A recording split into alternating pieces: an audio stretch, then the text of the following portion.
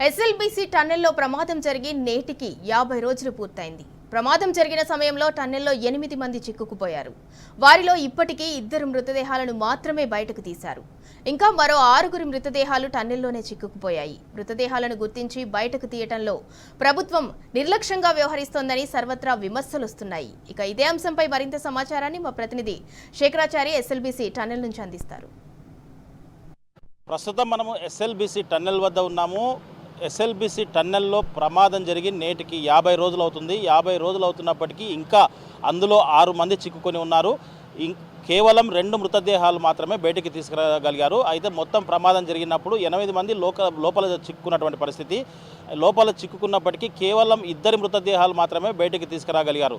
6 మంది మాత్రం ప్రస్తుతం అందులోనే చిక్కుకొని ఉన్నారు.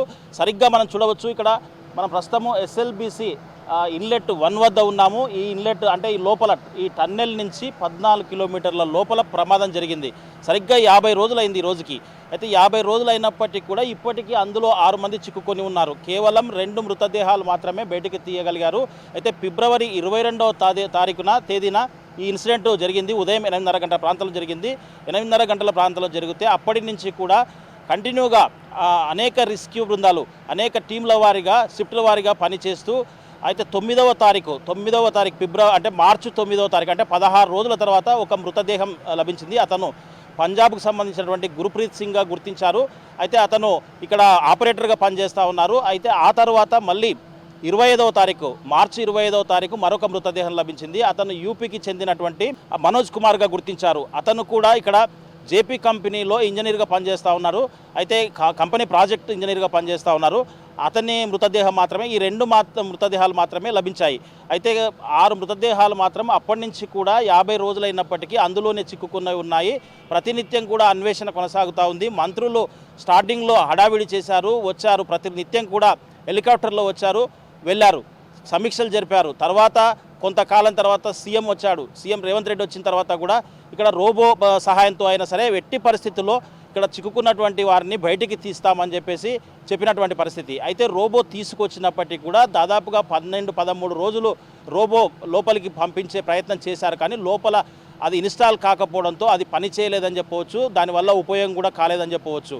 అయితే కేవలం మ్యాన్ పవర్ ఏదైతే ఉందో అనేక బృందాలు ఎన్డీఆర్ఎఫ్ కావచ్చు, ఎస్డీఆర్ఎఫ్ కావచ్చు, హైడ్రా కావచ్చు, తర్వాత ర్యాట్ హోల్ మైనర్స్ కావచ్చు, రకరకాల టీములు, తర్వాత సింగరేణి కావచ్చు, ఇవన్నీ బృందాలు కూడా నిరంతరం కష్టపడి ఇప్పటి వరకు కూడా డేంజర్ జోన్ ఎక్కడైతే ఉందో ఆ డేంజర్ జోన్ వరకు కూడా ఏదైతే ఇక్కడ టన్నెల్ బోర్ మిషన్ ఉందో ఆ మిషన్ను పూర్తి స్థాయిలో దక్షిణ మధ్య రైల్వేకి సంబంధించిన ఫ్లాస్కా కట్టర్తో ఆ కటింగ్ చేసుకుంటూ అవన్నీ శిథిలాలు కూడా బయటకు తొలగించారు.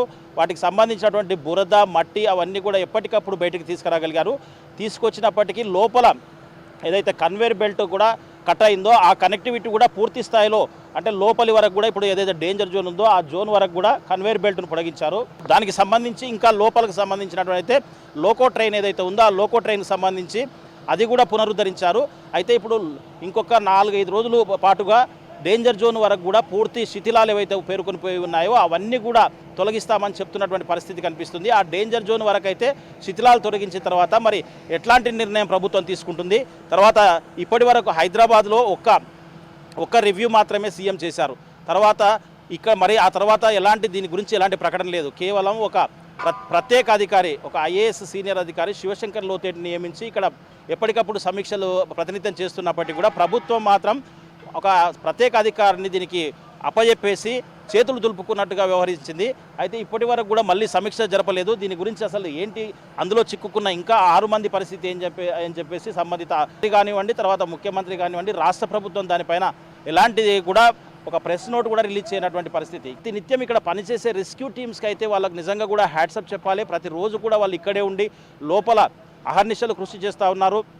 అయినప్పటికీ కూడా ఫలితం రాలేదని కూడా వాళ్ళు కూడా చివరికి ఆవేదన చెందుతున్నటువంటి పరిస్థితి కనిపించింది. మొత్తంగా చూసినట్టయితే ఒక 4-5 రోజులు కావచ్చు, ఒక వారం రోజులు కావచ్చు, డేంజర్ జోన్లోకి అయితే వీళ్ళు పూర్తిగా అక్కడ ఉన్నటువంటి పేరుకుపోయినటువంటి అన్నీ కూడా బయటికి తీసుకొస్తారు. ఆ తర్వాత డేంజర్ జోన్ వరకు వచ్చేసరికి ఇప్పటికీ అక్కడ కంచె ఏర్పాటు చేశారు. మరి ఏముంటుంది నెక్స్ట్, దానిపైన ఎలాంటి ప్రకటన చేస్తారు, ఇంతకు మృతదేహాలు బయటికి తీస్తారా లేదా, లేదు అక్కడే అసలు వదిలేస్తారా అన్న విషయం ఒక మీమాంసగా మారిందని చెప్పవచ్చు.